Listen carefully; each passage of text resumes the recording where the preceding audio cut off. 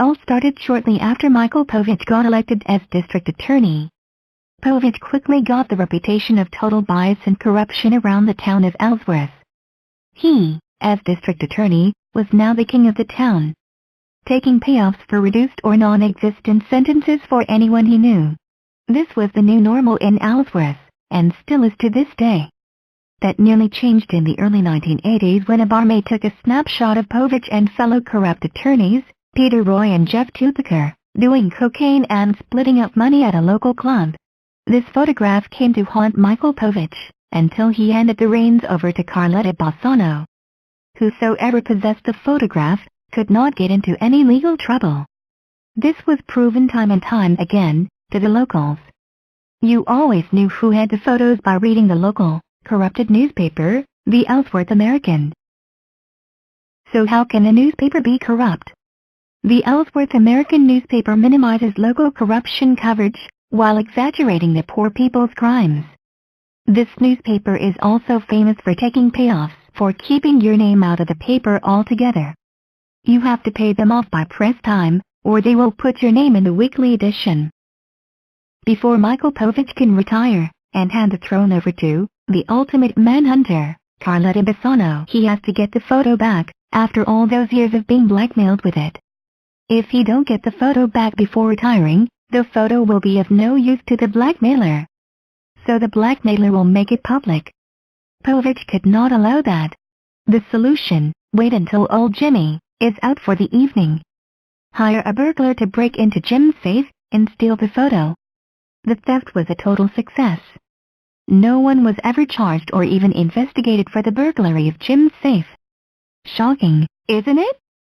Now that the blackmail photo was taken care of, Povich can now hand the throne of the Hancock County District Attorney's Office to Carletta Bassano. Bassano's reign of terror against men will last a total of 4 years. She just hates men.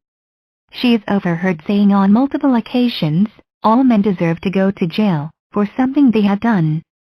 Once in office, Bassano immediately hired Mary Calad as Assistant District Attorney together with the help of Bill Entwisle and Paul Canina. They will participate in a cycle of misconduct that will victimize hundreds of men over the next few years. The next order of business for Bassano and Calad is to work with their close friends at Next Step. The Next Step is simply a coaching service working with the district attorney's office to quickly obtain a protection from contact order. Bassano and Calad both know that as soon as the fight is over and the woman cools her temper, they're going to get back together. So the woman is immediately rushed over to Next Step for coaching. Since the woman coach at Next Step knows the protection from contact order and just what to say on it, she will ask questions like, "He must have pushed you or touched you." If that don't work, she will say, "He must have hurt your feelings in some way." The coach will twist that around and write down psychological torture on the protection from abuse request. This process is repeated until the coach is certain the request is granted.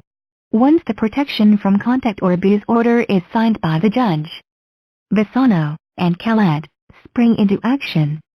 They send the police to where they think men might get together.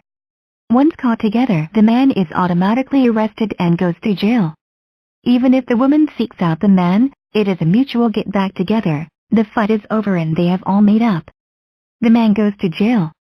The goal is, if Bassano and Calad can get a violation of a protection order, the man will get automatic jail time, have to post bail, get large fines and probation for a year or 2 minimum. If the man cannot post bail, the man will have to see a judge within 72 hours. This first hearing is called arraignment, when it's really an assessment. The goal is to figure out what you can post for bail, so the district attorney can ask for more than you can afford. At this arraignment, you are issued a lawyer of the day. Your lawyer of the day will pick up your file from the district attorney's desk, walk over to you and ask how much you can afford for bail. He will write down your response and set the file back on the district attorney's desk. Minutes later, you will be standing in front of the judge, and the district attorney will be asking for a lot more than what you told your supposed lawyer. Your lawyer of the day works for the district attorney, not for you. If you cannot afford a lawyer, a fake lawyer will be appointed to you at no charge. If the court considers you weak, disabled, or poor, you will be appointed a court-appointed, master manipulator lawyer like F. Tupiker, Robert Van Horn, Charles Helfrich, or William Blaisdell. These lawyers will work directly with the district attorney to keep you in jail. These lawyers will lie and manipulate you, like the professionals that they are. They will not file motions you request. They will not show you evidence against you. They may conspire with the district attorney to hide evidence that may help you. They may conspire with the district attorney to manufacture evidence against you. If you get one of these crooked lawyers, you definitely want to file a Maine bar complaint form against them. These criminals have gotten away with this cycle of misconduct for years. The only way to stop them is to file valid complaints against them. So how would you feel to get a court-appointed lawyer, only to find out later on that they was working hand in hand with the district attorney's office to convict you? Learn how to file valid bar complaints at despicablemane.org.